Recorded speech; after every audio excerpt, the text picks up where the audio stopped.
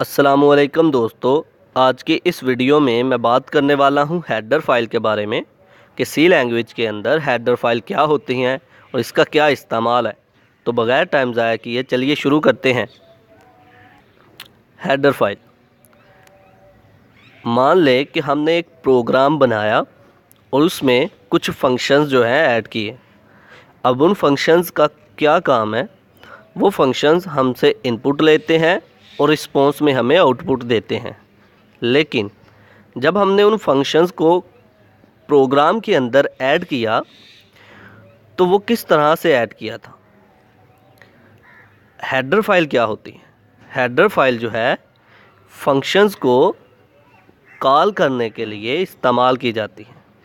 मतलब ये कि हेडर फाइल जो है ये collection of standard library functions है। अब ये फंक्शंस कौन से हो सकते हैं, जैसा कि हमारा प्रिंट एफ, स्कैन एफ, ये हमारे फंक्शंस हैं, प्री डिफाइंड फंक्शंस हैं।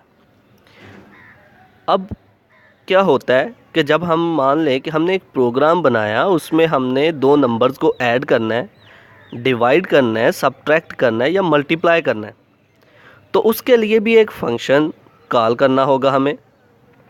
अब वो फंक्शन किसकी मदद से कॉल होंगे? वो फंक्शन पहले हम हेडर फाइल की मदद से कॉल करेंगे। तो हेडर फाइल क्या है, अब लफ्ज़ी तौर पर पढ़ते हैं।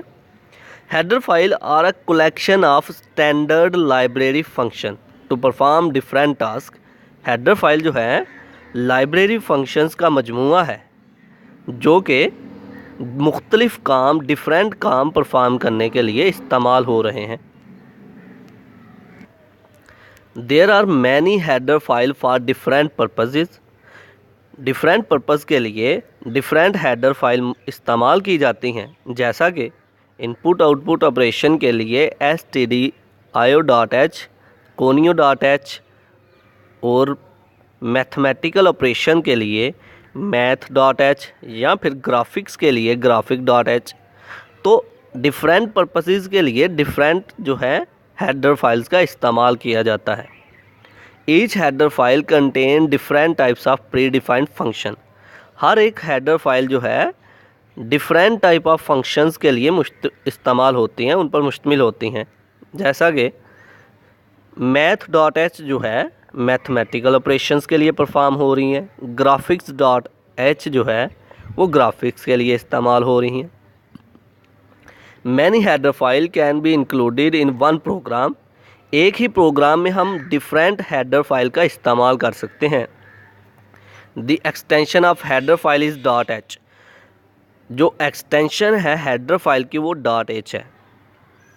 The include pre processor directive is use to include header file in the program. Header file को जब हम प्रोग्राम के अंदर इंक्लूड करते हैं, ऐड करते हैं, तो उस वक्त हम इंक्लूड प्री प्रोसेसर डायरेक्टिव का इस्तेमाल करते हैं। चलें अब हम सिंटैक्स इसका देख लेते हैं ज़रा। तो सिंटैक्स इसका कुछ इस तरह से है। हैश इंक्लूड, एंगुलर ब्रैकेट्स के अंदर हमने हेडर फाइल का नेम लिखना होता है। अब नीचे वाले सिंटैक्स की तरफ देखें ज़रा। Hash include angular bracket stdio.h। तो ये जो हैश इंक्लूड है ये एक प्री प्रोसेसर डायरेक्टिव है जो कि हेडर फाइल को, लाइब्रेरी फाइल्स को इंक्लूड करने के लिए इस्तेमाल हो रहा है। तो stdio.h एक हेडर फाइल है। इसी तरह जब भी हम प्रोग्राम के अंदर कोई फंक्शन बनाने लगते हैं तो उसे पहले कॉल करना पड़ता है, उस फंक्शन को पहले डिक्लेयर करना पड़ता है, बताना पड़ता है कि ये फंक्शन जो है हम करने जा रहे हैं, परफॉर्म करने जा रहे हैं।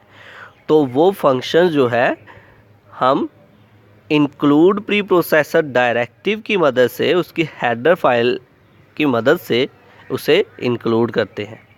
तो ये था आज का हमारा लेक्चर जिसमें हमने बात की हेडर फाइल्स के बारे में। आई होप कि आप लोगों को मेरी ये वीडियो पसंद आई होगी। Like this video, share this video and comment below this video if you have any question. Thanks for watching. Subscribe Focus Group. अल्लाह हाफिज़।